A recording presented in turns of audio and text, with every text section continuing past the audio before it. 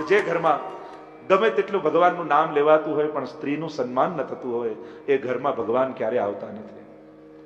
જો આ પુરુષની સંસ્કારિતા, અરે જો પરણેલો ન હોય, ઘરમાં પત્ની ન હોય તો કોઈ પુરુષને એકલા ભાડે મકાને નથી આપતા. એટલે એ સંસ્કારી છે એનું પ્રમાણ બહેનો હોય છે કે આ પુરુષ સંસ્કારી છે તો કે આ પરણેલો છે કે એકબીજાના પૂરક છે. બંને 50%, 100% કોઈ હોતું નથી. 50-50% ભેગા મળી અને પરણીને 100% થવા દે છે. માણસ પૂરો ત્યારે થતો હોય છે. એ વાત જુદી છે કે પૂરો થઈ જાય, પણ પૂરો થાય છે. બંને એકબીજાના પૂરક છે. એકબીજાનું સન્માન, એકબીજાનો આદર, એકબીજાના વિચારની મહત્તા જ્યાં અપાતી હોય ત્યાં જ લક્ષ્મીનો વાસ થાય છે, ત્યાં ભગવાન પધારે, ત્યાં પ્રભુ પ્રસન્નતાથી બિરાજે. અને એટલા માટે પરસ્પરનો આદર થવો જોઈએ. તુંગભદ્રા નદીના કિનારે એક નગર છે. એમ ભૌગોલિક દ્રષ્ટિએ તમે જોવા જાઓ તો આ તુંગભદ્રા નદી નોર્થ કર્ણાટકામાં છે. આત્મદેવ નામનો બ્રાહ્મણ રહે છે. બધું જ છે, સંતતિ નથી. આધ્યાત્મિક અર્થ કરીએ, તુંગ એટલે શિખર, ભદ્રા એટલે કલ્યાણ, કલ્યાણનું શિખર એટલે આ માનવ દેહ. એટલે આ માનવ દેહ એક એવો છે કે જેનાથી માણસ એનું કલ્યાણ સાધી શકે છે. આ જીભથી નીકળેલું ભગવાનનું નામ સંભળાય છે, આ હાથથી કરેલા કર્મો લખાય છે. બાકી બધી યોનિઓ ભોગ યોનિઓ છે. એમાં કર્મ તમે કરતા નથી, બાંધતા નથી, કર્મોને ભોગવો છો. એક માનવ યોનિ એવી છે કે જેમાં તમને કર્મ કરવાનો અવસર મળે છે, મોકો મળે છે, ચોપડાઓ ક્લિયર કરવાનો ચાન્સ મળે છે. એટલે આ એક મોકો છે, તક છે. કલ્યાણનું શિખર એટલે માનવ દેહ. પત્ની છે ધુંધુલી, અને ધુંધુલી એટલે દુર્બુદ્ધિ. અને દુર્બુદ્ધિ એમને સંતતિ નથી, એટલે કે દુર્બુદ્ધિ સત્સંગનું ફળ આપતી નથી આ જીવને. બહુ દુઃખ થયું આત્મદેવને. આ બધું કોના માટે, શેના માટે? તો જીવનમાં બધાને બધું મળે એ જરૂરી નથી. અને એવું કોઈ કોન્ટ્રાક્ટ કરીને આપણે ભગવાન સાથે આ દુનિયામાં આવીએ છીએ કે હું જે ધારું તમારે આપવાનું. કોઈની પાસે કાગળ હોય તો બતાવજો, તો આપણે કંઈક ભગવાન જોડે ચર્ચા કરીએ. નથી મળ્યું તો સમાજમાં ગોતી લો. તમારે સંતતિ નથી, દુનિયામાં ઘણા એવા બાળકો છે જેને માતા પિતા નથી, ત્યાં જઈને મદદ કરો. તમારા ઘરમાં વડીલો નથી તો ઘણા એવા વૃદ્ધાશ્રમો છે, ત્યાં જઈને મદદ કરો. તમે ભણી નથી શક્યા દ્રવ્યના સંકોચને કારણે, તો એવા વિદ્યાર્થીઓને ભણાવો જેને મદદની જરૂર હોય. બધાને બધું મળે જરૂરી નથી. આત્મદેવને થયું બધું મળ્યું પણ સંતતિ નથી. એકવાર તો એવો વિચાર આવ્યો કે આત્મઘાત કરી લો, સુસાઇડ કરી. અને એ વિચાર કરીને બહાર આવ્યા, ગામની બહાર તળાવના કિનારે. જ્યાં છલાંગ લગાવવા જાય દ્રષ્ટિ પડી એક મહાત્મા તરફ. યતિ બેઠા હતા. એને જોઈને એમ લાગ્યું કે આમની કૃપાથી મારું દુર્ભાગ્ય ટળશે. સાંભળ્યું છે કે સંતો તો ભાગ્યને બદલવા સમર્થ હોય છે. એમના આશીર્વાદ મળે તો દુર્ભાગ્ય ટળી જાય. આવ્યા, ચરણોમાં પડ્યા, કહ્યું કે કંઈક કૃપા કરો કે મારા ઘરે પારણું બંધાય. સંતે આંખો બંધ કરીને જોયું ને કહ્યું, આત્મદેવ, આ જન્મમાં નહીં, 7 જન્મ સુધી તારે કોઈ સંતતિનો યોગ નથી. અને સંતના મુખે આવા વચનો સાંભળ્યા, ખૂબ દુઃખ થયું. માથું પછાડવા લાગ્યો આત્મદેવ. કહેવા લાગ્યો, આપ કૃપા નહીં કરો તો અહીંયા માથું પછાડીને મરી જઈશ અને મારી મૃત્યુનું કારણ આપ બનશો, આપના ઉપર આવશે. સંતને થયું આના પર કંઈક કરુણા કરી. જોડીમાંથી ફલ કાઢ્યું, અભિમંત્રિત કર્યું, આપ્યું. આત્મદેવને કહ્યું, જા તારી પત્નીને ખવડાવજે, ઠાકોરજી કૃપા કરશે, મારા આશીર્વાદ છે, તારા ઘરે પારણું બંધાશે.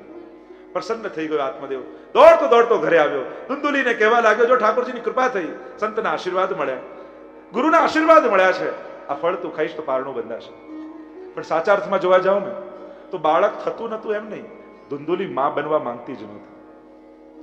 સમાજની આજના સમાજની તકલીફ એ છે, એને આનંદ બધા જોઈએ છે પણ જવાબદારીઓ નથી લેવી. આજના સમાજને બધા જ પ્રકારના સુખ, આનંદ, સગવડ બધું જ જોઈએ છે પણ જવાબદારીઓથી બચવું છે. જવાબદારીઓ એને બંધન લાગે છે. ક્યાંય બંધાવું નથી આજના માણસ કે ના અમારે બંધાવું નથી. આ એક ગેરસમજ છે. આ બંધન નથી હોતું. સંબંધો બંધન નથી, આધાર છે. જેમ વેડને વિકાસ માટે આપણે કોઈ લાકડી રોપી અને બાંધીએ સાધારણ વ્યક્તિને એમ લાગે કે હમણાં તો વેલ ઉગીને એને બાંધી દીધી, પણ સમજદાર તો સમજે છે આ બાંધવા માટે નથી બાંધી, એના વિકાસનો આધાર એને આપ્યો છે. એમ સંબંધો છે ને એ આપણા પ્રેમના વિકાસનો આધાર હોય છે, કે આ આધાર ઉપર મારો પ્રેમ વિકસશે, આને સંબંધ કહેવાય. સાધારણ વ્યક્તિને બંધન માને છે. બંધન માનશો તો ભાર લાગશે, આધાર માનશો તો આનંદ પ્રગટ થશે. એટલે જીવનમાં જ્યારે પણ સંબંધોને તમે સ્વીકારો ત્યારે સંબંધોને બંધન રૂપે ન સ્વીકારશો, આધાર રૂપે સ્વીકારો, તો તમને એ ટેકા રૂપ લાગશે, આનંદ રૂપ લાગશે, ભાર નહીં લાગે. અત્યારના યુવાનોને આ બધું ભાર લાગે છે, કારણ કે ગેરસમજ છે, જોવાનો દ્રષ્ટિકોણ જુદો છે. જો આવો પોઝિટિવ દ્રષ્ટિકોણ હોય તો એ સમજે કે ના, આ આધાર ઉપર મારો સંબંધ વિકસશે, મારો પ્રેમ વિકાસ પામશે. ધુંધુલી માં બનવા માંગતી નથી. અનેક અનેકના લક્ષણો આપ્યા છે. આ બધા વ્યક્તિઓ નથી, આ બધી વૃત્તિઓ છે જે બધાની અંદર ક્યાંક ક્યાંક જીવતી હોય છે. કેવી છે ધુંધુલી? લોકવાર્તા રતા ક્રૂરા પ્રાયસો બહુજલ્પિકા ચુરા ચ ગૃહકૃત્યેષુ કૃપણા કલહપ્રિયા. આને તો ક્લેશ ગમે છે. ફળ આપ્યું અને થયું કે ક્યાં પાછી લપ આવી. એટલામાં એની બહેન આવી, અને દુર્બુદ્ધિની બહેન છે દુસ્સંગ. બુદ્ધિ બગડે ને પછી દુસ્સંગ ગોતવા ન જવું પડે, સામેથી જ આવી જાય. સત્સંગ માટે હંમેશા પ્રયાસ કરવો પડશે અને દુસ્સંગ સામેથી મળશે. જેને મળવાથી બુદ્ધિ બગડે, જેને મળવાથી ભગવાનમાં અભાવ આવે, એ બધું દુસ્સંગ છે. દુસ્સંગ એટલે બહુ ખરાબ વ્યક્તિ નહીં. દુસ્સંગ બહુ સારા કપડામાં ભણેલા ગણેલા નજીકના સગાઓ રૂપે પણ આવી શકે છે. જેના સંગથી ભગવાનમાં અભાવ આવે તો માનવું કે આ દુસ્સંગ છે, અને જેના સંગથી ભગવાનમાં ભક્તિ દ્રઢ થાય એ સત્સંગ છે. જેને મળવાથી સદકાર્યમાં ઉદાસીનતા આવે, દુસ્સંગ. સારું કરવા જાઓ ને ક્યાંક સારું આપવા જાઓ, સારું મદદ કર, ક્યાં બધા આપે છે ને કઈ આપવાની જરૂર નથી. પેલું ઘણી વાર પૂજા પેલું મંદિરમાં ની થાળી ભરતી હોય ને પેલું આરતીની, એટલે દૂર ઉભો ઉભો વ્યક્તિ એમ વિચાર કરે કે 100 તો આજે નાખવા જ છે. નજીક આવે બધા થોડા અડધા નાખે, પછી 50 થઈ જાય. હજી નજીક આવે 20 થાય, એ થાળી ભરેલી લાગે, બધા નાખે છે ને આપણે નાખીને શું કરવું છે? હજી તો 10 મિનિટ થાળી આવી, એમાં તો બુદ્ધિ બદલાઈ જાય. અને એટલે સારો વિચાર આવ્યો હોય ને એ જ સમયે કરી લેવું, કારણ કે નજીક આવતા આવતા ક્યારે બુદ્ધિ ફરી જશે ને ખબર નહીં પડે. તો આ માણસનું આ મન છે, માણસ ક્યારે બદલાઈ જાય કોને ખબર. તો જેના સંગથી મન બગડે એ દુસ્સંગ. બુદ્ધિ બગડી, જાકો પ્રભુ દારૂણ દુઃખ દે તાકી મતી પહેલે હર લે. તુલસીદાસજી કહે છે, જેને દુઃખ આપવા માંગે ને ભગવાન, સૌથી પહેલા એને બુદ્ધિ બગાડી. દુર્બુદ્ધિ આવીને કહેવા લાગી એની બહેન, જો હું ગર્ભવતી છું, તું એમ કર મારા ઘરે રહેવા આવી જા અને ગર્ભવતી બનવાનું નાટક કરજે, અને મારે બાળક થશે હું તને આપી દઈશ, તું થોડા પૈસા મારા પતિને આપી જજે, માની જશે. અને વાત બહુ ગમી, રહેવા જતી બેન. કે આ ફળનું શું કરું? કે તારા આંગણામાં ગાય બાંધેલી છે ને એને વાછરડું નથી થતું, તો એને ખવડાવ, ખબર તો પડે કે આ મહાત્માએ ખરેખર કૃપા કરી છે કે એમને પકડાવી દીધું છે. ગાયને ખવડાવી દીધું. સમય ગયો, અહીંયા આને બાળક થયું. ગાયને પણ વાછરડું થયું, પણ આખું શરીર માણસ જેવું અને કાન ગાય જેવા, એટલે એનું નામ પાડ્યું ગૌકર્ણ. માનો ઋષિનું તેજ પ્રગટ થયું. અને અહીંયા બાળક થયું એને ધુંધુલુને એનું નામ રાખ્યું ધુંધકારી. જેના જન્મમાં છલ કપટ થયા હોય કેવો થાય, એવો ઉદ્દંડી થયો. કંટાળી ગયા ઘરના લોકો. થયું કે એને કહેતો બાળક ન થયો તો સારું થાય. આત્મદેવને પ્રલાપ કરવા લાગ્યા, મેં હઠ કર્યું અને બાળક માંગ્યું ને આવું થયું. ગૌકર્ણજી આવ્યા, સુંદર ઉપદેશ પિતાને આપ્યો. પિતા, હજી સંસારમાં આટલો આકર્ષણ છે, સમય આવ્યો હવે તો ભક્તિ કરવાની. સંસાર વિપરીત થાય ને, સ્વજનો સાથ ના આપે, ક્લેશ કરે, ત્યારે ઉદ્વેગ નહીં કરો. ત્યારે એમ વિચારું, ભગવાન મારો મોહ ઓછો કરી રહ્યા છે, મારું મન સંસારમાં ન લાગી જાય એટલા માટે સંસારને વિપરીત કરે છે ભગવાન. ક્યાંક જો અનુકૂળ થઈ ગયું ને મારું મન એમાં રહી ગયું તો, એટલે વિપરીત સંજોગો થાય ને ત્યારે ભગવાનની અકૃપા નહીં માનવી, એમાં પણ કૃપા જોવી કે ભગવાન મારું મન ફસાવવા નથી દેતા, એમનું મન મારા માટે રાખે છે. અને એક વસ્તુ યાદ રાખો, બજારમાં તમે કોઈ વસ્તુ લેવા ગયા અને જે વસ્તુ તમને ગમી ને એને બીજી બધી વસ્તુઓ કરતા 4 વાર વધારે ચેક કરો, કારણ કે એ વસ્તુને તમારે ઘરે લઈ જવી છે ને. જે વસ્તુ ખરીદવી જોઈએ એને વધારે ચેક કરો કે નહીં તમે. એમ જ ભગવાન જ્યારે તમને અપનાવવા માંગતા હોય એટલે બીજા બધા કરતા તમને વધારે ચેક કરે. કારણ કે આને તો મારે ઘરે લઈ જવો છે ને, આને તો મારે ધામમાં લઈ જવો છે, આને તો મારે સ્વીકારવો છે. એટલે તમને 4 વાર વધારે ચેક કરે એટલે માની લેવું કે ભગવાન હવે સ્વીકારવાની તૈયારી કરી રહ્યો છે. એટલે સંસાર વિપરીત થાય તો બહુ નિસાસા નહીં નાખો. પહેલી વાર કહેવું, બીજી વાર સમજાવવું, ત્રીજી વાર સમજી જવું કે બહુ કહેવા જેવું નથી. પોતાને સમજ આપવી એ વધારે ઉત્તમ છે બીજાને સમજાવવા કરતા. કુશળ વ્યક્તિ હોય ને એ પોતાના મનને સમજાવે. નાદાન વ્યક્તિ હોય એ બીજાને સમજાવવામાં જ થાકી જાય, કંટાળી જાય, પછી એના જીવનમાં હતાશા, નિરાશા આવી જાય. અને સીધી વાત, 100 માણસને સમજાવવું સહેલું કે એક માણસને? 100 ને સમજાવવા સહેલા કે એકને ને તો પોતાને સમજાવી લો ને સહેલું થઈ જશે. આપણે ક્યાં બધાને સમજાવવા પડે?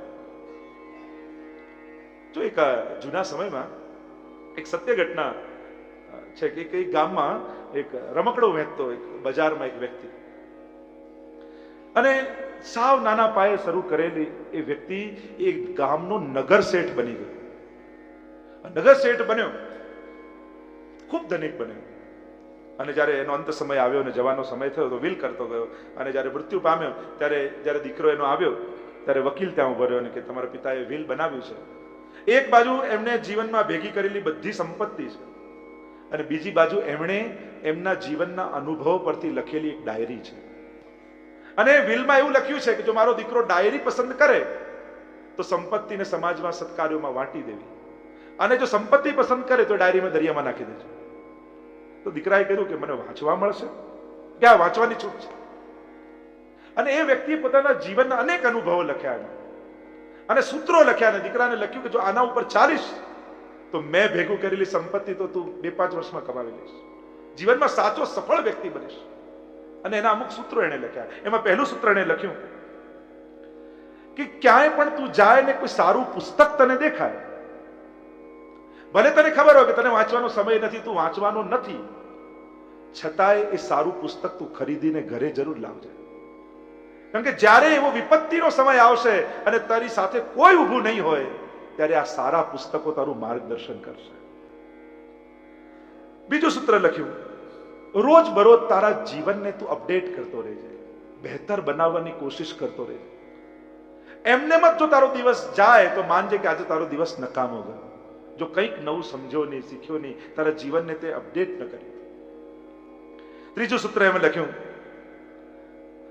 દિવસનો સમય જ્યાં તું વધારે વિતાવતો હોય, એ જગ્યા પર જ્યાં તું બેસતો કે જ્યાં દિવસનો સૌથી વધારે ટાઈમ વિતાવતો હોય, એ જગ્યાની સામે કોઈ સારું સૂત્ર, કોઈ સારું ચિત્ર કે કોઈ પ્રેરક વ્યક્તિનો ફોટો જરૂર રાખજે કે જે તને આખો દિવસ કાર્ય કરવામાં પ્રેરિત કરતા રહે.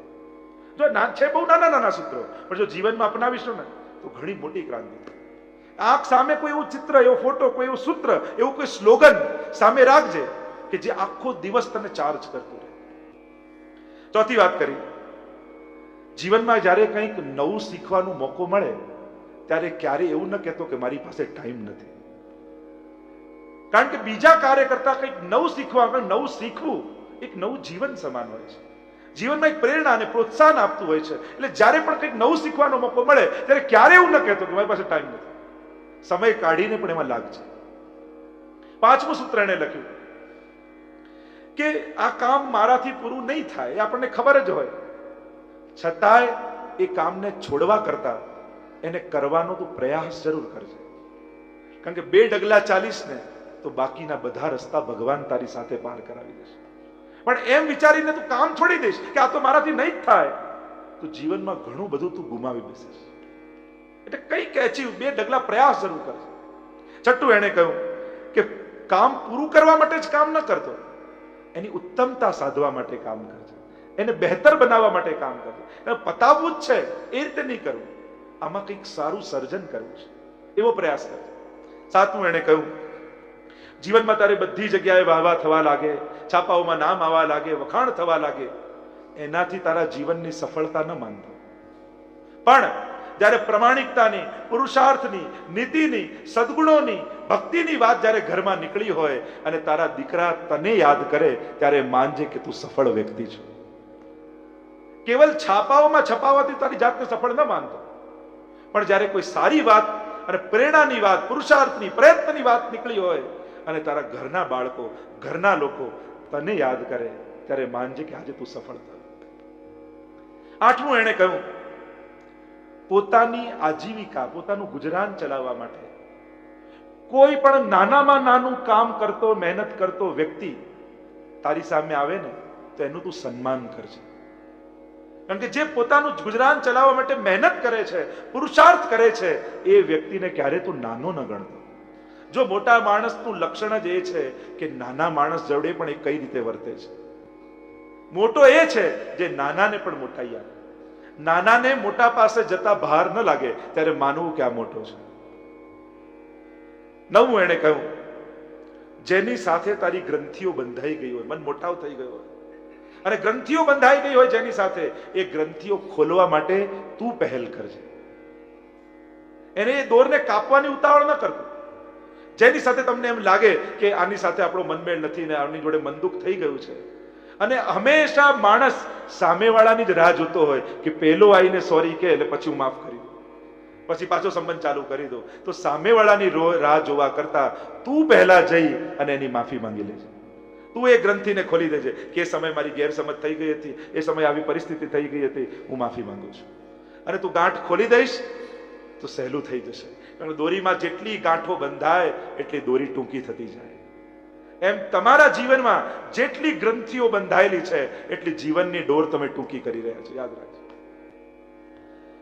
છેલ્લે એને કહ્યું, 10મું, તારા પરિવાર ને માટે તને ફિકર છે એવું તું તારા શબ્દો દ્વારા, તારી વાણી દ્વારા અને તારા વ્યવહાર દ્વારા હંમેશા તારા પરિવારને એ અહેસાસ કરાવતો રહેજે કે તને તારા પરિવારની ચિંતા છે. ઘણીવાર લોકો પ્રેમ બહુ કરતા હોય પરિવારને, પણ પોતાના પ્રેમને અભિવ્યક્ત ન કરી શકતા હોય.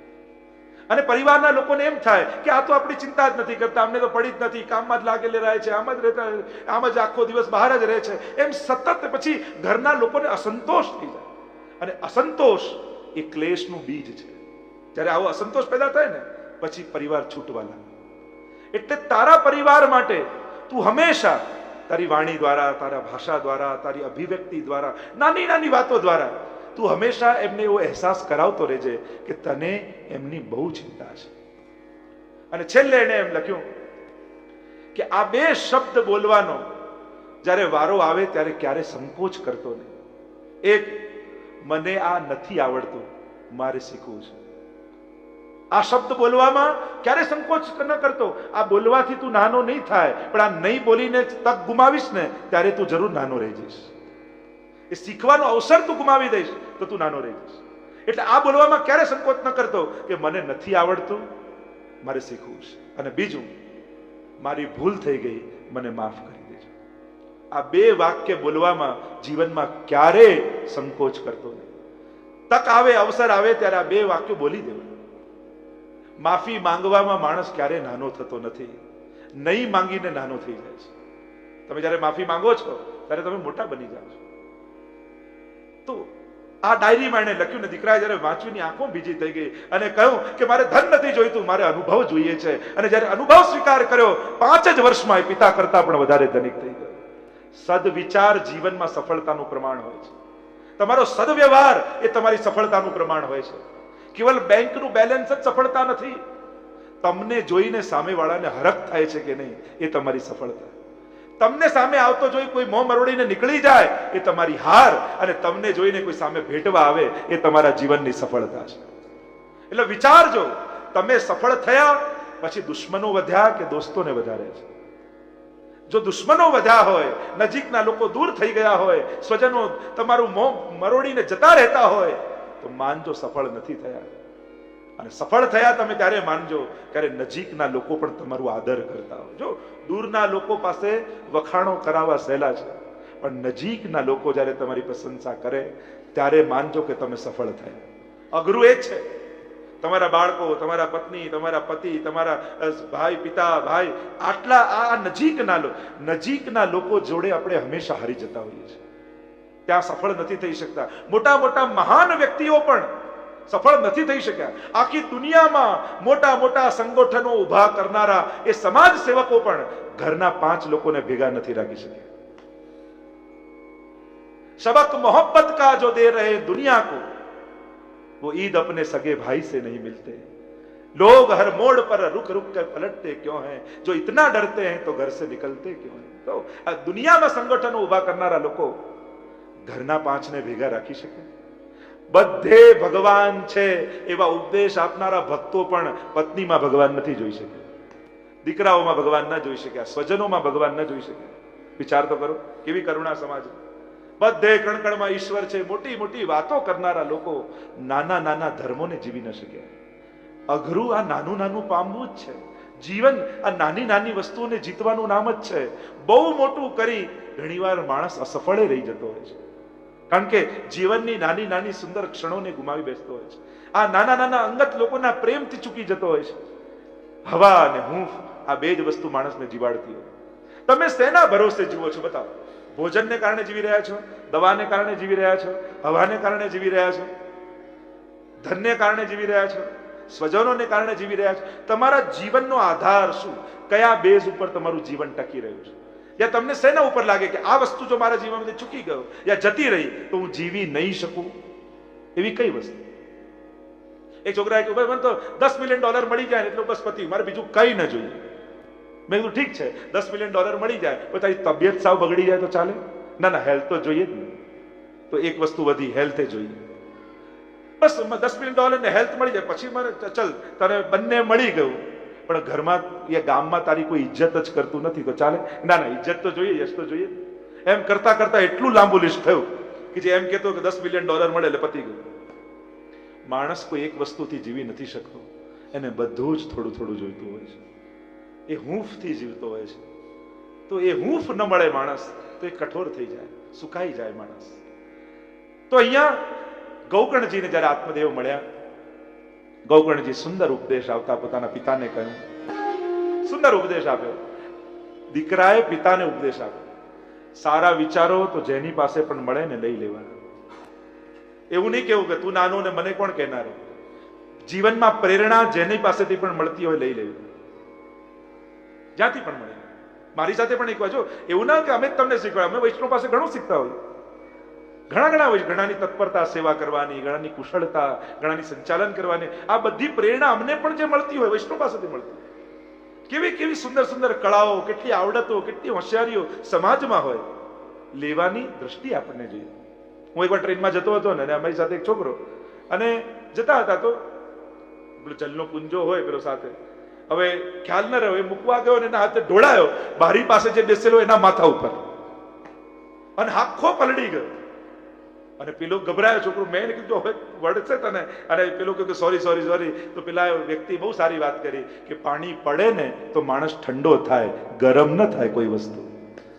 પાણી પડવાથી કોઈ વસ્તુ ઠંડી થઈ જાય, ગરમ ના થઈ જાય તો થઈ ગયું. અને પછી જોયું તો મારા બહુ પરિચિત વૈષ્ણવ હતા, અને મને ત્યારે પ્રેરણા મળી, સંજોગો ભલે બદલાય, આપણે આપણો સ્વભાવ નહીં બદલવો છે. પરિસ્થિતિ બદલાય તો ઘણીવાર વિપરીતતા પણ થાય, પણ એને અનુકૂળ રીતે અર્થઘટન કરી મનને આનંદમાં રાખી શકાય છે. તો આપણા અર્થઘટન કઈ રીતે છે ઘટનાઓના, જીવનમાં રોજ બરોજ બનતી ઘટનાઓના અર્થઘટન આપણે કઈ રીતે કરીએ છીએ? કોઈની ગાડી છે જ અથડાઈ અને પણ દુઃખી થઈ જાય, મારી કાર અથડાઈ ગઈ, અને વૈષ્ણવ વિચાર કે જો ઠાકોરજીએ સોઈનો તલવારનો ઘા સોઈથી ટાળી દીધો, બચાવી લીધો, થોડુંક વાગ્યું ને બચી ગયો છે. નહીં તો કેવું થઈ જાય? આ સમજણ, ઘટના એક જ છે પણ અર્થઘટન બદલાય તો એક દુઃખી થયો અને એકને એમ થયું ઠાકોરજી કૃપા કરી. એમ જીવનમાં દરેક ઘટનાઓના અર્થઘટન કરતા શીખો. અહીંયા આત્મદેવ બહુ સુંદર આત્મદેવને ઉપદેશ ગૌકર્ણજી આપે, કહે ધર્મ ભજસ્વ સતતમ, ધર્મનું ભજન કરો. ત્યજ લોક ધર્માન. હવે ઉંમર થઈ પિતાજી, હવે લૌકિકમાં બને એટલું ઓછું કરો. ક્યાં સુધી કરતા રહેશો? જો અવસ્થા એનું નામ જ કહેવાય. બધા પ્રશ્નોના ઉકેલ તમારી પાસે હોય છતાંય ઘરમાં તમને કોઈ પૂછવા ન આવતું હોય તો માનજો હવે ગરડા થઈ ગયા. બાકી તમને બધી જ ખબર હોય કે આનું આ રીતે કરાય, આનું આ રીતે કરાય, આનું સોલ્યુશન આમ લેવાય, પણ એ દીકરાઓ તમને સોલ્યુશન લેવા માટે ના આવે તમારી પાસે. સમજી લેવું કે હવે અવસ્થા થઈ ગઈ છે. તજ લોક ધર્માન સેવસ્વ સાધુ પુરુષાન જય કામ તૃષ્ણા. જે દિવસે દીકરો સામે બોલે એ દિવસે કોઈ સંતના ચરણોમાં જઈને બેસી જવું.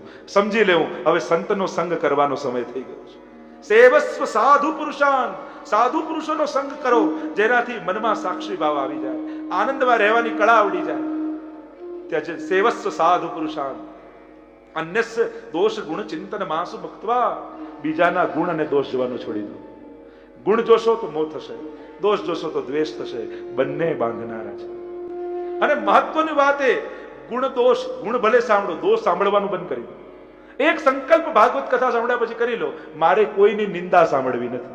પાપની શરૂઆત કોઈની નિંદા સાંભળવાથી થાય છે. અને નિંદા એ તો કચરો છે ને, કચરો કહીએ ને. અને કચરો ક્યાં નાખવામાં આવે? ક્યાં નાખી કચરો? ડસ્ટબિનમાં. ઘણા લોકો કે બધા મને જ આવીને કહીને બધા આખા ગામની વાત કરી જાય છે, તો સમજી લેવું કચરો ડસ્ટબિનમાં જ નખાય. તો તમારા કાનને ડસ્ટબિન ન બનાવતા ફ્લાવર વાસ બનાવજો કે જેમાં ગુણો રૂપી ફૂલો નાખીને જાય લોકો. જે કોઈ નિંદા કરવા આવે ને કોઈની, એ કહું ભાઈ મારો કાન ડસ્ટબિન નથી, કચરો કચરા પેટીમાં નાખો. તો સ્લોગન આપણે જો વાંચીએ ને, કચરો કચરા પેટીમાં નાખો. તો મારા કાનને તું કચરા પેટી ના બનાવીશ, એને ફ્લાવર વાસ રહેવા દે જેમાં ફૂલો ઉગાડવામાં આવે. અને એટલા માટે કોઈ નિંદા કરતું હોય ને હાથ જોડીને કેવું, અહીંયા કચરો ન નાખો, કૃપયા અહીંયા કચરો નાખો નહીં. લોકો નહીં આમ પેલું દિવાલ પર ને લખતા હોય છે ને. ઇન્ડિયામાં તો ઘણી જગ્યાએ ભગવાનના ફોટા રાખે કે અહીંયા કચરો ના નાખે, તો એ લોકો નાખી. બધા આવીને કોઈ ગામની નિંદા તમારી પાસે કરી જતા હોય તો સમજી લેવું કે પેલો તમને શું સમજે છે. કારણ કે તમે એને રિસ્પોન્સ આપો છો, એન્ટરટેઇન કરો છો, એટલે એની ઈચ્છા થાય છે અહીંયા કચરો નાખવાની. પાપથી બચવાની સૌથી પહેલી સીડી, જો આ ડગલું નહીં ભરો ને તો બચી જશો. નિંદા સાંભળવાનું બંધ કરી. એક સંકલ્પ કરો, મારે કોઈની બુરાઈ નથી સાંભળવી. સેવા કથા રસમહો નિતરામ પીબત્વમ. સેવા અને કથાના રસનું પાન કરો. કારણ કે તમારી સાથે તમારા કરેલા પુણ્યો જ જવાના છે, કોઈ વ્યક્તિ સાથે આવવાનું નથી. ગમે તેટલું એમાં મોહ રાખો, પ્રેમ રાખો, સાચવો, કઈ જ સાથે. બેંકમાં મૂકી ગયા એ તમારી જોડે નહીં આવે, ખર્ચી ગયા એ બધું ભાગ્યમાં લખાઈને આવશે. મૂકી ગયા એ તો બીજાનું ભાગ્ય છે, ખર્ચી ગયા એ તમારું ભાગ્ય.